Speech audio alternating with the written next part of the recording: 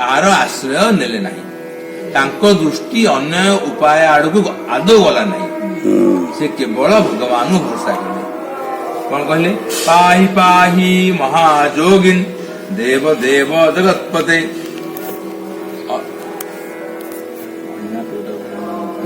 नान्यं तदभयं पश्ये जत्र मृत्यु परस्परम अभिद्रवति मामीश सरस्ताप्ता यशो विभो कामं दहतु मां नाथ मामे गर्भ निपात्यताम्।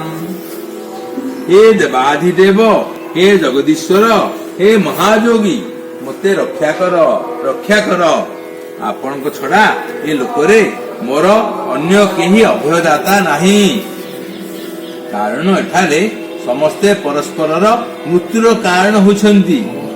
हे प्रभु हे सर्वशक्तिमान ए उत्तप्त लभसर मो आड़कू माड़ी आसुछि हे स्वामी यह मते जाली देउ पछे मो गर्भ को नष्ट न करू। डाके बाहु तोली रख बन माली मोर जीवन पछे जाऊ गर्भर भी तले थाऊ समस्त समस्त मृत्युर कारण कौन से अन्य मान बुझे गले ए लोकरे मोर अन्य के अभयदाता नहीं कारण एठारे समस्ते परस्पर मृत्युर कारण होछंती। जोटा कि आम मैंने संपूर्ण भाव अनुभूति कर सारे किसी ना शिक्षार जिन कि शिक्षा ना या कौन अच्छी विश्रृंखला अच्छी से कथा छाड़ू ये द्रौपदी बोहू होरा तेणु उत्तरा को सब किसी शिखे उत्तरा एत बुद्धि कौन है एत बुद्धि कौन आसला कहीं ना जहाँ अंगे लिभे द्रौपदी ताहा शिखे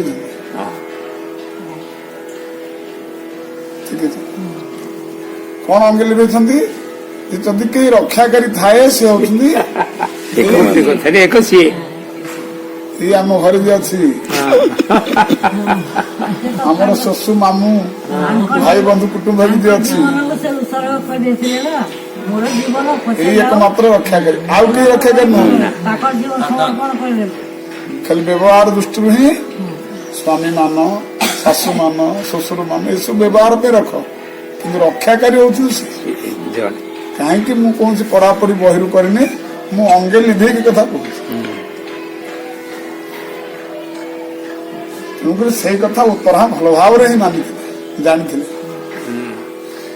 विपत्ति आसला बेले ही एकमात्र ही कहार आश्रम नहीं प्रभुर आश्रम ना उचित एक कथा द्रौपदी अंगे लिभे बोहू को शिखे शिखेवा द्वारा ही जो बोहू को ऊपर आसला विपत्ति सी तो पाठ पढ़ी आगे आउ कौन सी कहीं आत पाहु दिया कौन दरकार सीधा सड़क भगवान कृष्ण चरण में आसी शरण पचे मुझे मो जीवन रक्षा करने मुझे आसली आपण मर्यादा के अक्षुण्ण भाव रोर सेविका दृष्टि आपण सेवा भी मुझे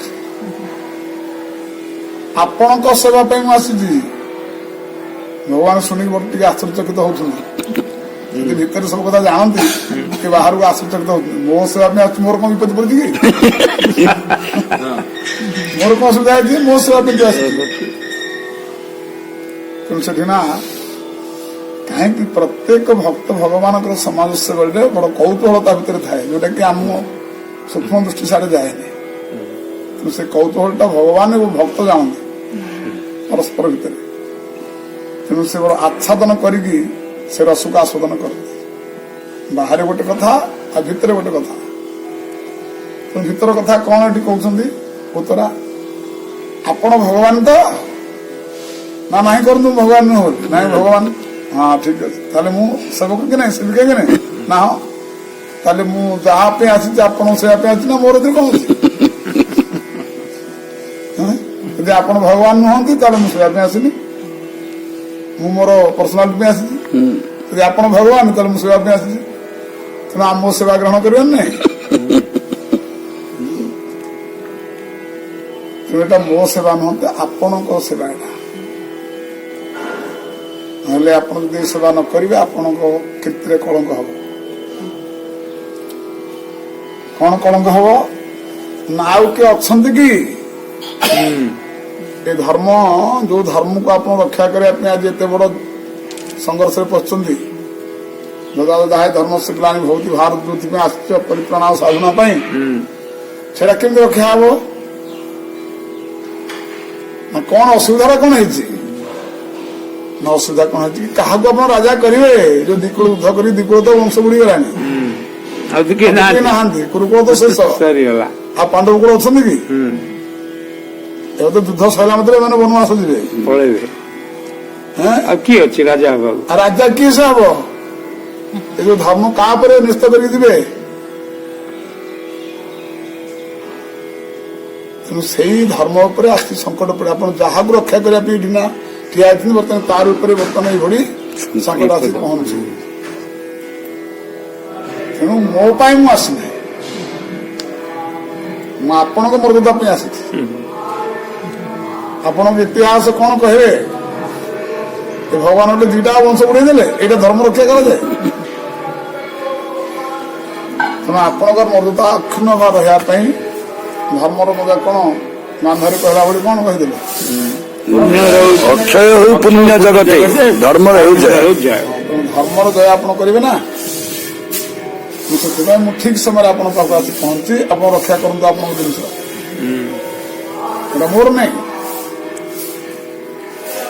ତେଣୁ କଣ ସେ ପଦଟା ଗାଇଲେ? ସେ ପୁତ୍ର ଡାକେ ବାହୁ ତୋଳି, ଏ ଗର୍ଭ ରଖ ବନ ମାଳି, ମୋର ଜୀବନ ପଛେ ଯାଉ, ଏ ଗର୍ଭ ବି ତଳେ ଥାଉ, ଏ ଗର୍ଭ ରବି ତଳେ ଥାଉ। ଭଗବାନ ସେଠି ଏତେ ପ୍ରସନ୍ନ ହେଇଗଲେ, ଏତେ ପ୍ରସନ୍ନ ହେଇଗଲେ ଆଉ କହିବା ନାହିଁ ଯେ ହଁ ଠିକ ବାସ୍ତବ ଏଟା ମୋର କର୍ତ୍ତବ୍ୟ। ତେଣୁ ଭଗବାନ ଏଠି ଅଙ୍ଗୁଳି ପ୍ରମାଣ ହେଇ ବାବା କହନ୍ତି, ଅଙ୍ଗୁଳି ପ୍ରମାଣ ହେଇକି ପୁତରାଙ୍କ ଗର୍ଭରେ ପଶିଗଲେ। ସୁଧ ଚକ୍ରଧାରୀ ପଞ୍ଚପାଣ୍ଡବ ରକ୍ଷା କଲେ। ହଁ ଦିଟା ଏକାଳେ ହଁ ଆଟ ଟାଇମ୍ ସେକରେ ପାଣ୍ଡବଙ୍କୁ ରକ୍ଷା କଲେ, ସେକରେ ପୁତରା ରକ୍ଷା କଲେ। ଅଙ୍ଗୁଷ୍ଠ ପ୍ରମାଣ ବୋଲି ଅଙ୍ଗୁଷ୍ଠ ପାଣି ସେଟାକି ପରୀକ୍ଷିତ ଅନୁଭୂତି କରୁଥିଲା। ପରୀକ୍ଷିତ ସେଠି କିଛି ନଥିଲେ, ତାହେଲେ ପାଉଁଶ ମୁଣ୍ଡାଟେ ଥିଲେ, କିଛି ସତ୍ତା ନଥିଲା। ଆଉ ଯେ ବ୍ରହ୍ମ ସର ଯାଇ ପହଞ୍ଚି ବ୍ରହ୍ମାସ୍ତ୍ର ଦ୍ୱାରା ସମୂଳ ବିନାଶ କରିଦେଇ ଭଗବାନ ଯେମିତି ଶାଗ ତିଆରି କରିକି ଯେମିତି ଖାଇଲେ, ଶାଗ ନଥିଲା ସେଥିରେ, ନଥିଲା ଅକ୍ଷୟ ପାତ୍ରରେ ଶାଗ ନଥିଲା, ନା ଅଛି ବୋଲି କହିଲେ, ଶେଷକୁ ଲାଗିଥିଲା ବୋଲି କହିଲେ, କିଛି ନଥିଲା। କିଛି ନଥିଲା। ନିଜେ ସବୁ ତାଙ୍କ ପାଖରେ କିଛି କୌଣସି ଆଶ୍ରୟ ଦେବାର କିଛି ନାହିଁ। ସେ ତ ସ୍ୱୟଂ ସେ ତ ସ୍ୱୟଂ ସୃଷ୍ଟିକର୍ତ୍ତା ପାଳନକର୍ତ୍ତା ସବାର ତିନିଟା ସବୁରି କ୍ଷେତ୍ରରେ ସିଏ ହିଁ ଠିଆ ହେଇଛନ୍ତି, କେହି ନାହାନ୍ତି। ସାର୍ବସ୍ୟ ଅକ୍ଷୟ ପାତ୍ରରେ ସିଏ ସବୁ ସିଏ, ସବୁ ସିଏ, ସିଏ ପରିହିତ ମଧ୍ୟ ସିଏ, ପରୀକ୍ଷିତ ବି ସିଏ। କାଲି କଣ ପଡିଥିଲା?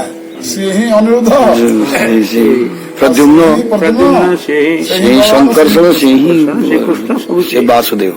ନିମିତ୍ତାଙ୍କର ଯୋଉ ମହିମା, ଯୋଉ ପ୍ରକାଶ, ଯୋଉ ତେଜ ରହିଛି, ତେଜରେ ସମସ୍ତଙ୍କ ବୁଦ୍ଧି ଚିତ୍ତ ବୁଦ୍ଧି ସବୁ ଚଗଲା ହେଇଯାଉଛି, ଜାଣିପାରୁନାହାନ୍ତି, ଅନେକରେ ପରିଣତ ହେଇଯାଉଛନ୍ତି, ଅନେକ ଭାଷମାନ ହଉଛନ୍ତି, ସମସ୍ତଙ୍କ ଚିତ୍ତ ବୁଦ୍ଧି ଭ୍ରମ ହେଇଯାଉଛି। ଯେମିତି ସୁରାୟ ସୁରାୟ ତେଜ ବାରି ମୃଦାଙ୍ଗ ଯଥା ବିନିମୟ, ସୂର୍ଯ୍ୟଙ୍କ କିରଣ ପଡିକି ସାମୁଗଡା ରୂପା ଭଳିଆ ଦେଖାଯାଉଛି। ମୟଦାନବ ସଭାରେ ପାଣିଟା ଜଳ ଭଳି ଦେଖାଯାଉଛି, ସ୍ଥଳଟା ଜଳ ଭଳି ଦେଖାଯାଉଛି। ଭ୍ରମ ସୃଷ୍ଟି କରୁଛି। ଭଗବାନଙ୍କର ଯୋଉ ସତ୍ୟତା, ତେଣୁ ଶିଖିଲେ ତାକୁ କଣ କହିଲେ? ସତ୍ୟମ ପରମ ଧୀମହି। ଆମେ ଯୋଉ ଅନେକ ଚିତ୍ତ ବିଚିତ ତାପରେ ଆମେ ଭ୍ରମୁନେ, ଆପଣଙ୍କ ଯୋଉ ବାସ୍ତବ ଜିନିଷ ସେଇଟାକୁ ହିଁ ଆମେ ସମସ୍ତେ ନମସ୍କାର କରୁଛୁ, କହିନାହାନ୍ତି? ଜନ୍ମାଦେଶ ଜାତ ନୟାଦିତ ରାଷ୍ଟ୍ର କହିଲେ ସତ୍ୟମ ପରମ ଧୀମହି। ଭାଗ ସତ୍ୟ ପରମ ଧୀମୟରେ ଆରମ୍ଭ, ଆଉ ସତ୍ୟ ପରମ ଧୀମୟରେ ଶେଷ। ତେଣୁ ଭଗବାନ ଅଙ୍ଗୁଠି ପ୍ରମାଣ ହେଇ ପହଞ୍ଚିଗଲେ, ଯୋଉଟାକି ପରୀକ୍ଷିତ ସ୍ୱତନ୍ତ୍ରଟି ତିଆରି କଲେ। ତିଆରି କରିକି ଗୋଟେ ଲୀଳା କଲେ ଯେ ମୁଁ ପରୀକ୍ଷିତକୁ ଜଗିଛି ଗୋଟେ ଗଦା ଧରି ଚାରିକରେ ଆଉ ବୁଲୁଛନ୍ତି ତାର ତାରିଖ, ଯୋଉଟା କି ପରୀକ୍ଷିତ ଜନ୍ମଜାତ ସଂସ୍କାର ରହିଲା। ସେଇ ଜିନିଷଟା କିଏ ବୋଲି ଖୋଜିଲେ ଜନ୍ମ ପରେ, କିଏ ସେ ସମସ୍ତେ ବସିଛନ୍ତି। ଯୋଉ ଜନ୍ମ କୁଣ୍ଡଳୀ ଯେତେବେଳେ ଅଙ୍କା ହଉଥିଲା, ବ୍ରାହ୍ମଣ ମାନଙ୍କୁ, ଋଷି ସମାଜକୁ, ପଞ୍ଚୁ ପାଣ୍ଡବ, ଭଗବାନ ସମସ୍ତେ ବସିଛନ୍ତି। ଛୋଟିଆ ଛୁଆକୁ ନେଇ ଗଡେଇ ଦଉନି କେବେ, ସେମିତି ଆପଣଙ୍କର ଧନ ନିଅନ୍ତୁ ବୋଲିକି ଏଟା ଉତ୍ତର ଦେଇକି ଛାଡି ଦେଇଛନ୍ତି। ସିଏ ଗୁରୁଣ୍ଡି ଗୁରୁଣ୍ଡି ଆ କଳକୁ ତା କଳୁ ଯାଇଛନ୍ତି, ମହୁ ଛୁଆ ମାନେ ମହୁ ଚାହାନ୍ତି, ଚାହୁଁଛନ୍ତି ତା ମା କଥା ଗୋଟେ ପରୀକ୍ଷା କଣ ଗୋଟେ କରୁଛୁ, ଏଥିରୁ ପରୀକ୍ଷିତ ବୋଲି ସେଠି ନା ଏଇ କାରଣ ପରୀକ୍ଷିତ ନା ବୋଲି ସେ ଦେଖୁଥିଲେ ଯେ କିଏ ସେ, ମତେ ଯେ ମା ଗର୍ଭରେ ରକ୍ଷା କରିଦେଲା ସେ କିଏ ସେ, ଭଗବାନ ପାଖକୁ ପଡିବ ନା। ଆଉ ସେଠି ଆଉ କାମ ହଟେ ନାହିଁ, ସେଠି ଠିଆ ଆରାମରେ ଯାଇ ବସିଲେ ସେଠି ପରୀକ୍ଷିତ ପହଞ୍ଚିଲେ। ତେବେ ଏଇଠି ଏ ଯୋଉ ଚାରୋଟି ଭକ୍ତଙ୍କ ନାଁ କହୁଛନ୍ତି, ଆର୍ତ, ଜିଜ୍ଞାସୁ, ଅର୍ଥାର୍ଥୀ, ଜ୍ଞାନୀ ତ ଭକ୍ତ, ଚାରିଟା କଥା। ଏ ଚାରିଟା ହିଁ ବାହାରେ ବି ଚାରିଟା ଅଛି। ଆର୍ତ ତ କେତେ ଆର୍ତ ଅଛନ୍ତି, କାହା ନାଁ ଆସିଲା? ଅର୍ଥାର୍ଥୀ କେତେ ତ ଅଛନ୍ତି, କାହା ନାଁ ଆସୁଛି? କାହିଁକି ଆସୁନି ସେମାନଙ୍କ ନାଁ? ନା ଯେ ଏକାନ୍ତ ହିଁ ଆର୍ତକୁ ହିଁ ଭଗବାନ ପାଖରେ ନେଇ ଲଗଉଛି, ଅର୍ଥକୁ ହିଁ ଭଗବାନ ପାଖରେ ଲଗଉଛି, ଜ୍ଞାନକୁ ହିଁ ଭଗବାନ ପାଖରେ ନେଇକି ଲଗଉଛି। ତେଣୁ ଚାରିଟା ଆଗ ଭକ୍ତ ଯଦି ଏକାନ୍ତ ଭଗବାନଙ୍କ ଠାରୁ ସେ ହିଁ ପ୍ରାପ୍ତ ହେବା ପାଇଁ ଚାହୁଁଛନ୍ତି, ତେଣୁ ସେଇମାନଙ୍କୁ ହିଁ ଅର୍ଥାର୍ଥୀ କୁହାଯାଏ, ଯେ ସେଇମାନଙ୍କୁ ଆର୍ତ କୁହାଯାଏ, ସେମାନଙ୍କୁ ଜିଜ୍ଞାସୁ କୁହାଯାଏ, ସେମାନଙ୍କୁ ଜ୍ଞାନୀ କୁହାଯାଏ, ଆଉ ଅନ୍ୟମାନଙ୍କୁ ନାହିଁ। ତେବେ ଆଜି ଉତ୍ତରାଙ୍କ କଥା ଆସିଛି, ଯୋଉଟା କି ଆମମାନଙ୍କ ଭିତରେ ଥିଲା, ନିଶ୍ଚିତ ଗଜେନ୍ଦ୍ର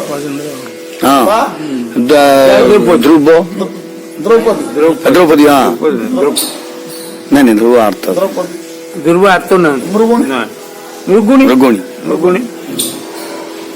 ତେଣୁ ସେ କହୁଛନ୍ତି ହଁ ଏମାନେ ଆର୍ତରେ ଯିବେ, କିନ୍ତୁ ଉତ୍ତରାଙ୍ଗ ଭଳି ନୁହେଁ। ଏମାନେ ପ୍ରଥମରୁ ଆଶ୍ରୟ ନେଇ ନେଇ ଶେଷରେ ଇଏ ସିଧା ସଳଖ, କାହିଁକି ଆଙ୍କ ଗୁରୁ ବହୁତ ଟାଣେ। ଦ୍ରୌପଦୀ ଗୁରୁ କୃପା ନହେଲେ କଣ ନାଇଁ, କେବଳ ଗୁରୁ କୃପା ଏବେ ସେଠି ନିଜ ଏଇଠି ମେନ୍ କଥାଟା ହେଲା, ଯୋଉ ଆର୍ଥ ପାଇଁ ଆର ବୈଶିଷ୍ଟ୍ୟ ଏଇଥିପାଇଁ ବିଶେଷ କରି ରହୁଛି, ସେ ନିଜ ବଞ୍ଚିବା ପାଇଁ ଯାଇନାହାନ୍ତି। ପରୀକ୍ଷିତ ଯେ ନାଶ ହେଇଗଲେ, ତା ଭିତରେ ବି ଆପଣ ଉତ୍ତରା ରହିବେ କି? ବ୍ରହ୍ମସର ଯୋଉ ଆସୁଛି, ଗୋଟେ ଗର୍ଭକୁ ନିଷ୍ଠ କଲେ ଗର୍ଭ ସନ୍ତାନ ଖାଲି ନଷ୍ଟ ହବ, ଆଉ ସିଏ ନଷ୍ଟ ହବନି କି? ସେ କଣ ସାଧାରଣ ଅସ୍ତ୍ର ନା କଣ? ତେଣୁ ନିଜର ରକ୍ଷା ପାଇଁ ସେ ଆସିନାହାନ୍ତି, ନିଜର ପୁଅର ରକ୍ଷା ପାଇଁ ସେ ଆସିନାହାନ୍ତି, ଏଠି ଭଗବାନଙ୍କର ମର୍ଯ୍ୟାଦାକୁ ରକ୍ଷା କରିବା ପାଇଁ ଆସିଛନ୍ତି। ଭଗବାନଙ୍କ କୀର୍ତ୍ତିରେ କଳଙ୍କ ନହେଲେ ହବ, ଏଥିପାଇଁ ଆସିଛନ୍ତି। ତେଣୁ ସମ୍ପୂର୍ଣ୍ଣ ତାଙ୍କ ଆର୍ତର ସେବା ଭଗବାନଙ୍କ ଚରଣରେ ନିକ୍ଷିପ୍ତ ହଉଛି ନା ନାଇଁ? ଆର୍ତ ଭକ୍ତ ବୋଲି ତାଙ୍କୁ ଗଣନାରେ ଆଣୁଛନ୍ତି, ଯେହେତୁ ତାଙ୍କର ଚିତ୍ତବୃତ୍ତି ଅନ୍ୟ କୌଣସି କେନ୍ଦ୍ରୀଭୂତ ହଉନି। ସେ ଯାହା କିଛି ଭାବନା କରନ୍ତୁ, ଭଗବାନ କନେକ୍ସନକୁ ସେ ଭାବନା କରୁଛନ୍ତି ବା ଚିନ୍ତନ କରୁଛନ୍ତି, ଆଉ ଦ୍ୱିତୀୟ ବସ୍ତୁ ସେ ଯାଉନାହାନ୍ତି, ବା କୌଣସି ବ୍ୟକ୍ତିତ୍ୱକୁ ସେ ଯାଉନାହାନ୍ତି। ତେଣୁ ସେ ଭଗବାନ କହୁଛନ୍ତି ଏଇଟା ଠିକ ଅଛି, ମତେ ତ ପ୍ରତିକୂଳ ହଉଛି, ମୁଁ ଆପଣଙ୍କୁ ଚିନ୍ତନ କରିବା ବାଧା ହଉଛି, ତେଣୁ ଏଇ ପ୍ରତିକୂଳ ଆପଣ କାହିଁ ଗଲେ? ତେଣୁ ପ୍ରତିକୂଳ ଘଟାନ୍ତୁ, ତବେ ଅନୁକୂଳ ଦିଅନ୍ତୁ। ଏଇଟା ଭଗବାନ ସାଙ୍ଗରେ ତାଙ୍କର କଥୋପକଥନ ହେଲା। ତେଣୁ ଆପଣ ଯୋଉ ଭାବରେ ଯାଉନାହାନ୍ତି କାହିଁକି, ଯେମିତି ଗୋପ୍ୟ କାମାତ ଭୟାତ କଂସ ଦେଶା ଚୈଦାଦ ଅନୁପ ଯିଏ ଯୋଉ ଭାବରେ ଡାକିଲା ଭଗବତ କନେକ୍ସନ ଥିବାରୁ ହିଁ ଏ କଥାଟା କିଏ କହୁଛି ଏଠି ନାରଦ କହୁଛି ଯୁଧିଷ୍ଠିରଙ୍କୁ ସପ୍ତମ ସ୍କନ୍ଧରେ ପ୍ରଥମ ଦ୍ୱିତୀୟ ଅଧ୍ୟାୟରେ କହୁଛନ୍ତି ଏ ବିଷୟ କୋଉ ପ୍ରସଙ୍ଗ ନେଇ କହୁଛନ୍ତି ଏଠି ନା ଶଙ୍କା ଥିଲା କାହାଙ୍କର ଯୁଧିଷ୍ଠିରଙ୍କର ଭଗବାନଙ୍କ ଯୋଉ ଅଙ୍ଗରାଶି ମିଶନ ତାର କଣ ଯେ ଯୋଉ ଶିଶୁପାଳ ଶିଶୁପାଳ ଯୋଉ ବଧ କଲେ ସେଥିରେ ସମସ୍ତଙ୍କ ସାମ୍ନାରେ ଯାଇକି ଭଗବାନ ସେ ଏତେ ଗାଳି କଲା ଯେ ମାନେ କର୍ଣ୍ଣରେ ଶୁଣିବା କଥା ନୁହଁ ସେ କଥା ଏତେ ବଡ ଅପରାଧୀ କିନ୍ତୁ ସମସ୍ତଙ୍କ ସାମ୍ନାରେ ତାଙ୍କର ଜ୍ୟୋତି ଆସିଛି ଭଗବାନ ଚଳନରେ लीन हो गया ଲୀନ ହେଇଗଲା ଏଇଟା କେମିତି ଆଶ୍ଚର୍ଯ୍ୟ କଥା ସେ ନରକୁ ଯିବା କଥା ଆଉ ଏଠି କିନ୍ତୁ ପହଞ୍ଚିଗଲା ତେଣୁ ସେଇଠି ନାରଦ ଏ ଶଙ୍କାକୁ ମୋଚନ କରିବା ପାଇଁ କହୁଛନ୍ତି ନାଇଁ ନାଇଁ ଭଗବାନ ସାଥିରେ ତୁମେ ଯାହା କିଛି କର ନରକର ପ୍ରଶ୍ନ ନାହିଁ ଆମେ ଯୋଉ ଗାଳି ଅପମାନ ମାନ ସମ୍ମାନ ଯାହା କିଛି କରୁଥାଏ ଏଇଟା ଭଗବାନ ପାଖକୁ ଯାଇପାରୁନି ଏଟା ଭଗବାନ ସେଟା ଦେଖନ୍ତିନି ନା ଗୋପୀମାନ ଭିତରେ ହେଇନି କି ଭଗବାନ ଖାଲି ଦେଖନ୍ତି ମୋ ସାଙ୍ଗରେ ତ ଲଢେଇ କରୁଛୁ ନା ପରୀକ୍ଷିତ ପ୍ରଶ୍ନ କରିନାହାନ୍ତି ମଧ୍ୟ ହେଲେ ସୁଗତ ଉତ୍ତର ଦେଇଛନ୍ତି କୃଷ୍ଣଙ୍କୁ କରି ଶତ୍ରୁ ବଳ ହେଲେ ତରିଲା ଶିଶୁ ପାଳ ତାଙ୍କୁ ପ୍ରିୟ ପଣେ ସେବି କିବା ନହିବେ ମୁଖ୍ୟ ଭାଗୀ ପ୍ରଶ୍ନ କରିଥିଲେ ଯେ ସୁଗତ ଭଗବାନଙ୍କର ଏଇ ହଉଛି ମହତ୍ଵ ଗୁଣ ଯେ ଜୀବର ବା ତାଙ୍କର ଭକ୍ତଙ୍କର କୌଣସି ଦୋଷକୁ ଦେଖନ୍ତି ମୁଁକୁ ଦେଖିନି ଖାଲି ସେ ଦେଖନ୍ତି ମୋ ସମ୍ମୁଖୀନ ହେଲା କି ନାଇଁ ପୁତନାର କଣ ଦୋଷ ଦେଖିଥିଲେ କହିଲେ ପୁତନା କି ଦୋଷ ଦେଖିଲେ ବରଂ ଗୁଣ ଦେଖିଲେ ମାତା ବୋଲି ଭାବିଲେ ମୋର ମା ମତେ ସ୍ତନ୍ୟପାନ କଲା ନା କୋଳରେ ବସେଇଲା ସ୍ତନ୍ୟପାନ କରାଇଲା ପୁତ୍ର ବୋଲି ନେଲା କୋଳକୁ ତେଣୁ ତାକୁ ମାତୃସ୍ଥାନ ଦେଲେ ବୋଲି ପ୍ରମାଣ ଅଛି ଧାତ୍ରୀ ଦେଲେ ଆଉ ମାତୃସ୍ଥାନ ଦେଲେ ତେଣୁ ଦୋଷ ଗୁଣ ଦେଖନ୍ତି ନାହିଁ ତେଣୁ ଯିଏ ଯୋଉ ଭାବରେ ଆସୁନା କାହିଁକି କାଲି ଯାଇଥାନ୍ତା ତେଣୁ ଶିଶୁପାଳ ଦୋଷ ଦେଖନ୍ତିନି ଯାହା କିଛି ବ୍ୟବହାର ଦେଖେଇଲେ ତାହା ଭଗବାନଙ୍କ ପାଖକୁ ଯାଇନି ସେଟା ଏଭଳି ବି ଗୀତାରେ ଏକ ଅଛି ସପ୍ତମ ସ୍କନ୍ଦ ନା ଅଷ୍ଟମ ଅଧ୍ୟାୟରେ ये यथा माम प्रपद्यन्ते तान् तथैव वदाम्यहम् ନା ସେଇଟା ତ ଅଛି हाँ ଆଉ ଗୋଟେ ଜାଗାରେ ଅଛି ଯୋଉଟା କି ତାଙ୍କ ପାଖକୁ କୌଣସି ପୁଣ୍ୟ ଯାଉନି କୌଣସି ପାପ ଯାଇପାରୁନି ଭିତରେ हाँ ପାପ ପୁଣ୍ୟ କୋଉଟା ଭଗବାନ ପାଖକୁ ଯାଇପାରୁନି ଭଗବାନଙ୍କ ତେଜ ଇଏ କିଛି ଯାଇପାରିବ ତେଣୁ ଯାହା କିଛି ବ୍ୟବହାର ଆମେ ସବୁ କରୁଥାଏ ଭଗବାନ ପାଖକୁ କିଛି ଯାଉନି କାହିଁକି ଜାଗା ନେଇ ଯିବା ପାଇଁ ସେ ପୂର୍ଣ୍ଣ ହିଁ ପୂର୍ଣ୍ଣ ସବୁବେଳେ ଜାଗା ଥିଲେ ତ ଯିବ କିନ୍ତୁ ଆମକୁ ଏ ଗାଳି ବନ୍ଦ କରିଦେଲେ ଆମ ଭିତରେ ପଶି ଯାଉଛି ସେ ପଶିଯାଉଛି। ଆମେ ତାକୁ ଜାଗା ଗ୍ରହଣ ଅଛି କରିଦଉଛେ। ଖାଲି ଅଛି ବୋଲିକିରି ନା ସେଠି ସେ ଚୁମ୍ବକଟା ଅଛି ବୋଲି ସେଇଠି ଯାଇ ଲାଗି ଯାଉଛି କିନ୍ତୁ ଭଗବାନ ପାଖକୁ କିଛି ଯାଇପାରୁନି ଖାଲି ଯିବ ଯାଇପାରୁନି ତେଣୁ ସେଠି ଏଇଟା କେତେ ହେଲା କେମିତି ମୁକ୍ତି ହେଇଗଲା ତେଣୁ ନାରଦ ସେଠି କହିଛନ୍ତି ସେ ଅନନ୍ୟ ଭାବରେ ଦ୍ୱେଷ କରନ୍ତୁ କିନ୍ତୁ ଅନନ୍ୟ ଭାବରେ ଭଗବାନଙ୍କୁ ହିଁ ଚିନ୍ତନ କରୁଛନ୍ତି ତା ଆଗରୁ ଯାହା ଟିକେ ତ ଦୋଷ ଥିଲା ଯେତେବେଳେ ତାଙ୍କ ସ୍ତ୍ରୀକି ଭଗବାନ ନେଇ ଆସିଲେ ସେ ହେଦିନ ତ ପାଗଳ ହେଇଯାଇଛି ଆଉ ରୁକ୍ମିଣୀ ରୁକ୍ମିଣୀ ହଁ। ସେ ରାଜ୍ୟକୁ ଫେରିଲାନି ଶିଶୁପାଳ ଫେରିନି ଶିଶୁପାଳ ଫେରିଛି ତାଙ୍କ ଭାଇ ଫେରିଲେ ଭାଇ ଭାଇ ରହିଗଲେ କୁଣ୍ଡିନପୁରରେ ବୁଝିଲେ ଏ ପ୍ରତିଶୋଧ ନବା ପାଇଁ ସେ ଖାଲି ପାଗଳ ବାୟା କୁକୁର ଭଳିଆ ଖାଲି ବୁଲୁନି ଶିଶୁପାଳ ସେ ସ୍ତ୍ରୀ ସୁପ ମାମୁ ପୁଅ ଭାଇ ବୋଲି ଆଉ ଏ ଧାରଣା ନାହିଁ ଆଉ ଅପମାନ ସେ ଅପମାନ ଥାଏ ସାର୍ ଏଟା କମ ଗୋଟେ ଅପମାନ ନା ଆଉ ପଗଡି ଫଗଡି ପିନ୍ଧିକି ସେ ତ ବଞ୍ଚିକି ରହିଲା ଆମେ ମାନେ ବଞ୍ଚିବା କି ରାତି ନିଦ ହବନି ଦିବସ ଭୋକ ପଗଡି ପିନ୍ଧିକି ସବୁ ଯାଇକି ରେଡି ହେଇଛି ସେ ଯାଇକି ପହଞ୍ଚିଲା ବେଳକୁ ସେ ସିଂହ ଧରିକି ଧରିକି ନେଇଗଲାଣି ତେଣୁ ସେଇ ରାଗରେ ସେ ଗାଳି କରିଛି ସେଇଟା ତାର ଶେଷ ଥିଲା ପୁରା ତନ୍ମୟ ହେଇକି ବିଚେଷ୍ଟା ତାର କୌଣସି ଆଉ ଇଏ ନାହିଁ ଦେହ ଜ୍ଞାନ କିଛି ନାହିଁ ସେ ତନ୍ମୟତାଟାକୁ ଭଗବାନ ନେଇଯାଇଛି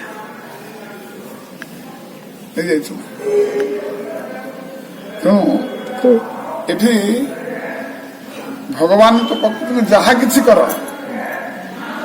मुखी ହେଇଗଲେ ହେଲା कि नहीं कौन प्रसंग थिला आरती भक्त देखला बेले हाँ आरती से जहा किसी जे कहीं परिस्थिति प्रतिकूल मो कल ए प्रतिकूल हटे मो अनुकूल कर तो डिमांड करे से आर्त भक्त गणना जाऊँगी एइथिपाई से आउ अन्य काहाकर आश्रय नौ नहीं गोटे କଥା केवल ही भगवान का आश्रय नौ व्यवहार जहाँ किसी होना कहीं से अनुकूल मागू कि प्रतिकूल मागू कि जहाँ गाड़ी करू कि जहाँ किसी करू तेणु ता ना भक्त गणना जीवन तेणु यही शिक्षा हमको यही शिक्षा दौरान का ऊपर भरोसा नहीं कि विश्वास नहीं जमीक अर्थ ही जदि मागिबार अच्छी भगवान माग भागवत भी सिद्धांत प्रथम स्कंदर भी अच्छी ସୁଗଦେବ ସେ କହୁନାହାନ୍ତି कौन सेटा ଆଉ ଯୋଉ ବିଭିନ୍ନ କାମନା ଯାକ ଯୋଉ ଅଛି କୋଉ କାହାକୁ କାହାକୁ କରିବ ତାପରେ ଅକାମ ସର୍ବ କାମ ବା ମୋକ୍ଷ କାମ मुख्य काम उदार ତୀବ୍ରେଣ ଭକ୍ତି ଯୋଗେନ ଯଜେତ ପୁରୁଷମ ପରମ।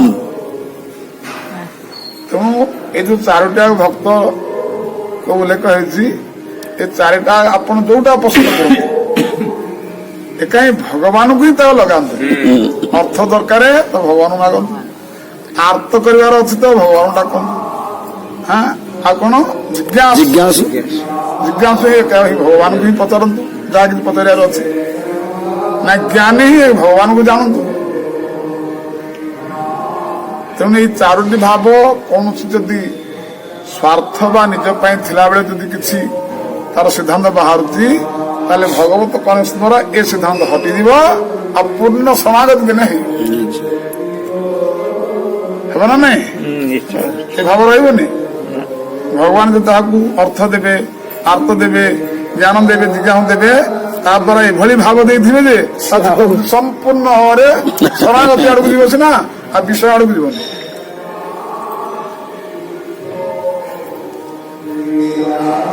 ତେଣୁ ଏଇ ହଉଛି ସିଦ୍ଧାନ୍ତ ସାଧକ ମାନଙ୍କ ପାଇଁ ଯେ ତୁମେ ଯୋଉଟା ପସନ୍ଦ କର ଭଗବାନଙ୍କୁ ହିଁ ଗାଳି କରିବାର ଅଛି ତ ଭଗବାନଙ୍କୁ ଗାଳି କର ସମ୍ମାନ ଦେବାର ଅଛି ତ ଭଗବାନ ସମ୍ମାନ ଦେବ ନାଇଁ ଆମଠୁ ଯେ ନିର୍ବଳ ତାକୁ ଗାଳି କରିଦେବି ଆମ ସେତିକି ପାରିବନି ଚାଚା ଚାଚରେ କହିବି ଆଜି ଆମଠୁ ବଳୁଆ ତାକୁ ଡରିକି ରହିବି ନା ସେମିତି ନା ये साधारण कथा नुहे भगवान को निजर स्वभाव को और निजर प्रतिज्ञा को भगवान से कनेक्शन लगेगा केते गुड़िया कथा सहिले जाकि भगवत कनेक्शन रहिबो कि नहीं सेतलो को त्याग बरिया खाली चकचक होके देखा जाउछ पाखे भगवान से कनेक्शन रखला माने सब की त्याग कले ही भगवत कनेक्शन रहिबो जो अर्थ आर्थ ये महान महान जड़े जड़े बड़ बड़ धन्याढ़ व्यक्ति बोली भावतु नहीं समस्त ही कांगाल ये कांगाल थिबार ही भगवान को आश्रय करके जो अर्थ मागुच भाव गोटे बड़ धनी हो नाई बड़ धनी नहीं एवं बड़ धनी कह से तो सकल भुवन मध्य निर्धना भगवत कनेक्शन अवश्य धनी कि आम जो बाह्य विचार जो धन पाखे किसी नहीं भगवान से अर्थ मागुच तो भगवान अर्थ देवे तो अर्थ देले से रखिपार पृथ्वी पर से अर्थ भोग कर कहीं भगवत तेज ता भर अच्छी भगवत तेज से उपभोग कर अवश्य चित्त वैराग्य त्याग उत्पन्न हम आज आम जो धन किना लड़ायत होम त्याग बर कहीं होनी ना ये धन फालतू धन धन कह जाए पापर दंड हमको प्रस्तुत करने आसी पहुंचे आम घरे आम जो पाप करे से दंड अस्त्र रूप से धन आसिक आम घरे पहुंचे आमको दुख देवाई ବୁଝିପାରୁଛ ନା ବୁଝିବନି? ସାରେ କଥା ଦେଇ ଆଉ ଆମେ ଯୋଉ ଧନ ବୋଲି ଯାହାକୁ ଆଦର କରୁଛେ ସେଟା ଧନ ନୁହେଁ, ଏଟା ଗୋଟେ ଅସ୍ତ୍ର। ମରଣ ପଥ ହେତୁ ଧନ ତାର ଅର୍ଜନେ ଯଦି ନିତ୍ୟ ଅସ୍ତ୍ର ନ ହେଇଥାନ୍ତା ତାହେଲେ ବଡ ବଡ ଧନୀ ଗୁଡା କାହିଁ ଦୁଃଖ ସୁଖରେ ସରୁଛନ୍ତି କଣ ପାଇଁ? ଅସ୍ତ୍ର ଯେମିତି ପୁଅ ଗୋଟେ ପୁଅ ଝିଅ ଯେମିତି ଶତ୍ରୁ ପାଲଟି ଯାଆନ୍ତି, ଦେଖିବାକୁ ପୁଅ ଝିଅ କିନ୍ତୁ ଦେଖିଲେ ପରମ ଶତ୍ରୁ ସେ। ସବୁ ସାଧନ କରି ଆସୁଛନ୍ତି ଆଉ ହାଁ? ପରମ ଶତ୍ରୁ ଯୋଉଟା କି ବଳି କହିଛନ୍ତି, ବଳି ସଦନାଖ୍ୟ ଦସ୍ୟୁ, ସଦନାଖ୍ୟ ଦସ୍ୟୁ। ବିଣା ପଙ୍ଗ କହିନାହାନ୍ତି କି କୁପୁତ ଜନ୍ମ ରହେ ଲାଭ ଗୃହ କୁଟୁମ୍ବେ ତୁଟେ ଭାବ କୁପୁତ ଜନ୍ମ ଲାଭ ତେଣୁ ଏଇ ଚାରୋଟି ଆଗ ଯୋଉ ଧାରା ବତେଇଛନ୍ତି ଆର୍ଥ ଜିଜ୍ଞାସୁ ଅର୍ଥାତ୍ ଜ୍ଞାନୀ ଭରତ ସର୍ବ ଚତୁର୍ବିଧା ଭବନ୍ତି ନା ଜନା ସୁକୃତି ଅର୍ଜୁନ। ଏମାନଙ୍କର ସ୍ୱୀକୃତି ଦ୍ୱାରା ହିଁ ଆଜି ଭଗବତ କନେକ୍ସନ ରହିଛି, ଭଗବତ କନେକ୍ସନ ରହିଛି। କିନ୍ତୁ ଭଗବତ କନେକ୍ସନ ପାଇଁ ହିଁ ତାଙ୍କୁ ସ୍ୱୀକୃତି କୁହାଯାଉଛି। ତେଣୁ ତେବେ ଆମକୁ ସାଧକ ପକ୍ଷକୁ ଏ ଦିଟା କଥା ଭାବ ସେ ଦେଲେଣି, ଆଉ ଦିଟା ଆଗକୁ ଦେବେ। ଯୋଉ ଦିଟା ଭାବ ରହୁଛି, ଏକମାତ୍ର ଆର୍ତ ତୁମର ଅଛି, କୌଣସି ଦୁଃଖ ପଡିଛି ତ ଡାକ ଭଗବାନଙ୍କୁ, ଆଉ କାହାକୁ ଡାକ ନାହିଁ। ଏଟା ଆମ କିଶୋରୀ ଟିକେ ଭଲ ବି ଶୁଣିବା କଥା। ଆର୍ତ ପଡିଛି ତ ଭଗବାନ ଚିନ୍ତନ କର, କୌଣସି ବ୍ୟକ୍ତିତ୍ୱକୁ ଚିନ୍ତନ କର ନାହିଁ। ବ୍ୟକ୍ତି ତ କିଛି କରିପାରିବେ, ସେ ତା ନ୍ୟାଯ୍ୟ ପାଇଁ ନାହିଁ, ଅନ୍ୟ କାହାକୁ ନାହିଁ। ଆଉ ଅର୍ଥ ଦରକାର ହଉ ତ ତାହେଲେ ସୁଦାମ ବଦଳି ଯାଅ, ଯାଅ ଦ୍ୱାରକା। ନିଶ୍ଚୟ ଅର୍ଥ କିଭଳି ଅର୍ଥ ଦେବେ? ଭଗବାନ କହୁଛନ୍ତି ମୋର ଯାହା ସବୁ ତାଙ୍କର, ମୋର କିଛି ନାହିଁ। ଆଗ ସିଂହାସନ ଦେଇଦେବେ କି ନାହିଁ? ଯେମିତି ବିଭୀଷଣକୁ ଏକାଥରକେ ଲଙ୍କପତି ଦେଇଦେଲେ, ଡାକିଦେଲେ, କହିଦେଲେ ଆସ ଲଙ୍କେଶ ବୋଲି ଡାକିଲେ। ଆଗ ଶିରରେ ଆଗ ମକୁଟ ବାନ୍ଧିଲେ, ତାପରେ କଥୋପକଥନ ହେଲେ।